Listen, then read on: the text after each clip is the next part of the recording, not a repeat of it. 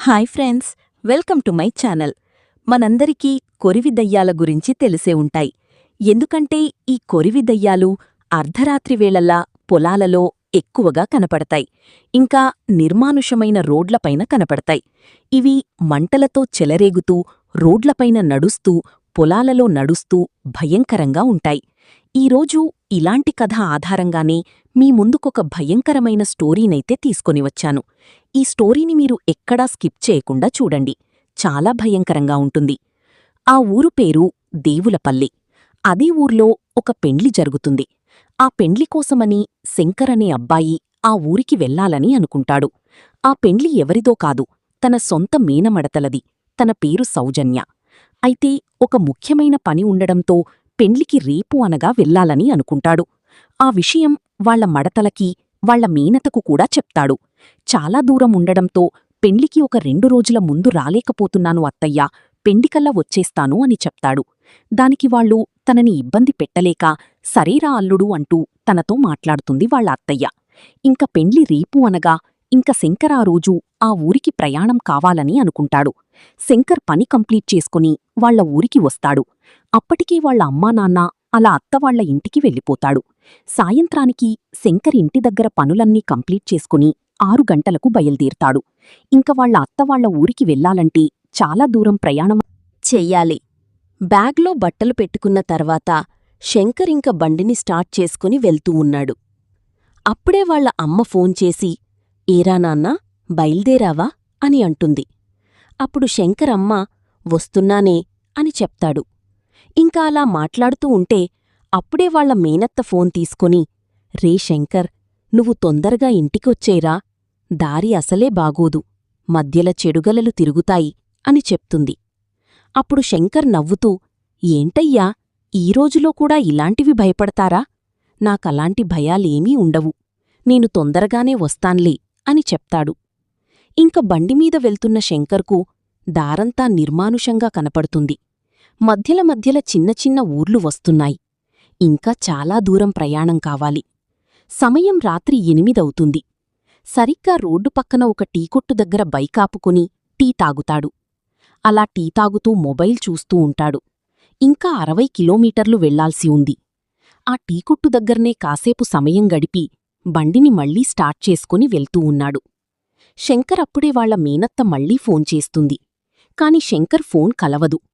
ఏంటివీడు, phone కలవట్లేదు, తొందరగా వస్తాడా లేదా అని అనుకుంటూ ఉంటారు. అప్పుడు శంకర్ వాళ్ల అమ్మానాన్న వాళ్లకి చెప్తారు. వస్తాడులేవే, వానికేం భయం లేదు, తొందరనే వస్తాడులే అని చెప్తుంది. ఇంక శంకర్ ఆ రోడ్డుపైన వెళ్తూ ఉన్నాడు. రోడ్డు పక్కన బీడుబారిన పొలాలు, దూరంగా కొట్టాలు కనపడుతూ ఉన్నాయి. చీకట పడుతూ ఉంది. సరిగా సమయం 9:30 అవుతుంది. ఇంకా ఆ ఊరికి చేరుకోవాలంటే దాదాపుగా ఒక 25 కిలోమీటర్లు పోవాలి. బాగానే దగ్గరికి వెళ్ళాడు. మొత్తానికి అలా ప్రయాణమవుతున్న శంకర్కి మనసులో ఏదో ఆలోచన రేగుతోంది. ఆ చుట్టుపక్కల ఒక్క పిల్లకూడా లేరు. రోడ్డంతా నిర్మానుషంగా ఉంది. సమయం చూస్తూ ఉండగానే 9 కూడా దాటిపోయింది. ఇంకా వాళ్ల మేనత్తల ఊరు దాదాపుగా ఒక 15 కిలోమీటర్లు ఉందనగా శంకర్ బైక్ ఒక్కసారిగా రోడ్డు పక్కన ఆగిపోయింది. అలా బైక్ ఆగిపోవడంతో ఏమైందో అని చెక్ చేస్తాడు. మళ్లీ స్టార్ట్ చేస్తే స్టార్టవుతుంది. అలా కాస్త ముందుకు వెళ్తాడు. అలా 5 కిలోమీటర్లు వెళ్లగానే ఇంకా వాళ్ల ఊరు 10 కిలోమీటర్లు ఉంటుంది. ఇంకా అక్కడ్నుంచి ఆ ఊరు పొలాలు మధ్యలా చిన్న చిన్న తాండాలు కనబడతాయి. ఇంకా అక్కడ్నుంచి 10 కిలోమీటర్లు వెళితే ఊరు వస్తుంది. అలా మొత్తానికి వెళుతూ ఉంటాడు. దాదాపుగా ఊరు ఇంకా 4 కిలోమీటర్లు ఉందనగా అక్కడ బైక్ కాస్త స్లోగా వెళ్తాడు. దూరంగా వీధి దీపాలు కనబడుతూ ఉన్నాయి. అంటే ఆ ఊర్లో వెలుగుతున్న దీపాలన్నమాట. ఊరు దగ్గరనే ఉందని అనుకుంటాడు. అలా ఆ రోడ్డు పక్కన ఉన్న పొలాలలో ఎవరో గట్టిగా అరుస్తున్నట్టుగా శబ్దాలు వినబడతాయి. ఆ శబ్దాలు ఎక్కడికి వెళ్లి వస్తున్నాయి అని శంకర్ ఒక్కసారిగా బైక్ ఆపుకుని చూస్తాడు. దూరంగా పొలంలో మంటలు ఎగిసిపడుతున్నాయి. చాలా పెద్దగా మంటలు ఎగిసిపడుతున్నాయి. అందులోనుంచి ఎవరో నన్ను కాపాడండి అని, కాపాడండి అని అరుస్తున్నారు. ఆ అరుపులకు శంకర్ బైకాపుకుని అటుగా చూస్తూ ఉన్నాడు.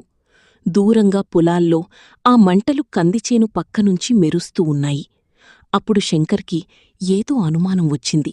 ఎందుకంటే అంత రాత్రివేళలో పొలాల నుంచి ఆ శబ్దాలు వస్తున్నాయంటే ఎవరైనా తగలబెట్టుకుని చనిపోతున్నారా ఏంది? వెళ్ళి కాపాడుదామని అనుకుంటాడు. ఏమాత్రం ఆలోచించకుండా బైక్ అక్కడే ఆపుకుని పొలాలవైపు పరిగెడతాడు. కాని శంకర్కి తెలియదు అక్కడ జరుగుతున్నటువంటి ఆ ఘోరమేందో అని. రోడ్డుపైన బైకాపుకున్నటువంటి శంకర్ పొలాలవైపు పరిగెత్తాడు. అలా వెళ్లి దూరంగా చూస్తే ఆ కందిచేను పక్కన 3 బాలులాగా అంటే బంతులాగా చుట్టూ తిరుగుతూ మంటలు ఎగిసిపడుతున్నాయి. ఆ మధ్యలో ఒక ఆకారముంది. అది చాలా భయంకరంగా అరుస్తూ ఉంది. శంకర్ దగ్గరికి వెళ్లాడు. శంకర్కి అనుమానం వచ్చింది. అదేదో గాలిలా ఉంది అనుకుంటాడు. చూస్తూ ఉండగానే ఆ మంటలన్నీ ఒక దగ్గరికి చేరుకుని భయంకరమైన రూపంగా మారిపోయింది. ఆ మంటల మధ్యలో ఒక నల్లని ఆకారం, చర్మమంతా కాలిపోయి భయంకరంగా నవ్వుతూ ఉంది. శంకర్కి ఇంకా పూర్తిగా అర్థమైపోయింది అది కురివిదయ్యమని. అప్పుడు అది నవ్వుతూ శంకర్ ముందుకు వచ్చింది. ఆ ఆకారాన్ని చూసిన శంకర్ గజగజా వణుకుతూ ఉన్నాడు. ఏరా, కాపాడనికి వచ్చావా? నన్ను కాపాడాలంటే నీళ్లు కాదురా, నీ రక్తం కావాలి అని భయంకరంగా అరిచింది. ఆ అరుపుకు శంకర్ చెవులు చిల్లులు పడుతున్నాయి. వామో, కురివి దెయ్యం ఇక్కడే ఉంటే చంపేస్తుంది అని బైకు దిగుకు పరిగెడుతున్నాడు. అది మాత్రం వెనుకాల ఒక అగ్నిగోళంలా భయంకరంగా అరుస్తూ శంకర్ వెంటపడుతుంది. అప్పుడే తన చేతిలో నుంచి ఒక కర్రను తీసుకుని శంకర్ కాళ్లపైన కొడుతుంది. శంకర్ కింద పడిపోతాడు. ఆ కాళ్లకు నిప్పులు తగలి కాలు కాలినట్టుగా గట్టిగా అరుస్తాడు. అది శంకర్ ముందుకు వచ్చి నిలబడింది. ఎక్కడికి పారిపోతావ్రా, నువ్వు నానుంచి తప్పించుకోలేవు. ఈరోజు నిన్ను ఇక్కడే హావుతి చేస్తాను అంటూ శంకర్ పైన దూకబోయింది. కాని ప్రాణాన్ని ఎలాగైనా కాపాడుకోవాలనే తపనతోటి శంకర్ లేచి రోడ్డువైపుకు పరిగెడుతున్నాడు. కాని వెనకాల ఆ మంటలు భస్మం చెయ్యాలని ఎగిసిపడుతూ వస్తున్నాయి. అందులోనుంచి కురివిదయ్యం నవ్వుతూ ఉంది. అలా రోడ్డుపైకి రాగానే అప్పుడే పొలంకాడికి వెళ్తున్న రామయ్య అనే ఒక రైతు శంకర్ అరుపులు విని తన దగ్గరికి వెళ్తాడు. ఏమైంది బాబూ, ఎందుకు అరుస్తున్నావ్? ఇంత చీకట్లు ఇక్కడ ఏం చేస్తున్నావ్ అని అనగాని వెనకకు చూపిస్తాడు. అప్పుడు రామయ్య ఆ కురివిదయ్యాన్ని చూసి, ఓహో, నువ్వు వీడి వెంటపడుతున్నావా? ఇంక ఎంతమందిని పొట్టను పెట్టుకుంటావే అని గట్టిగా అరుస్తాడు. ఆ మంటలు రోడ్డుపైకి వచ్చి వాళ్ల ముందల నిలబడతాయి. ఆ మంటలు ఇప్పుడు 1, 2, 3 ఇప్పుడు మొత్తానికి 3లా చీలిపోతాయి. వీళ్ల చుట్టూ నిలబడ్డాయి. అప్పుడు భయంకరంగా నవ్వుతూ ఉన్నాయి. అమయ్యని శంకర్ గట్టిగా పట్టుకున్నాడు. అయ్యా, ఎలాగైనా కాపాడండియ్యా, అది కురివిదయ్యంలా ఉంది. సహాయం కోసం అరుస్తే కాపాడని ఇంక వెళ్ళాను. అది నా ప్రాణాలను తీయాలని చూస్తుంది అని ఏడుస్తూ ఉంటాడు. బాబూ, నువ్వు భయపడకు, నేనున్నాను కదా, అది ఏం చెయ్యదులే నిన్ను అని ధైర్యం చెప్తాడు. ఆ కురివిదయ్యమప్పుడు, రేయ్, వాణ్ణి వదిలేసి వెళ్ళిపో, లేదా ఇద్దర్నీ ఇక్కడే భస్మం చేస్తాను, అర్థం చేసుకో అని గట్టిగా అరిచింది. నువ్వు నన్ను ఏమీ చెయ్యలేవే, అస్సలు నా వెంట్రుక కూడా పీకలేవు. ఇలాంటి కొరివిదయ్యాలను ఎన్నో చూశాను. నువ్వు నన్ను ఏం చెయ్యగలవు? దమ్ముంటే నా ముందుకు రావే అని గట్టిగా అరిచాడు.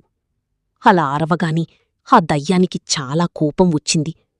అది 2 అడుగులు ముందుకు రాగాని, రావీరా, నా దగ్గరికి రా, వస్తే అప్పుడు తెలుస్తుంది, ఇంక శాశ్వతంగా ఈ లోకం నుంచి నిన్ను పంపిస్తాను అని గట్టిగా అరిచాడు.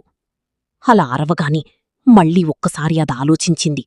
అక్కడ నిలబడి, ఏంటి వీడింత ధైర్యంగా, నా ముఖాన్ని చూస్తేనే అందరూ భయపడతారు, కాని వీడింది ఇంత ధైర్యంగా నన్ను ఎదురిస్తున్నాడు.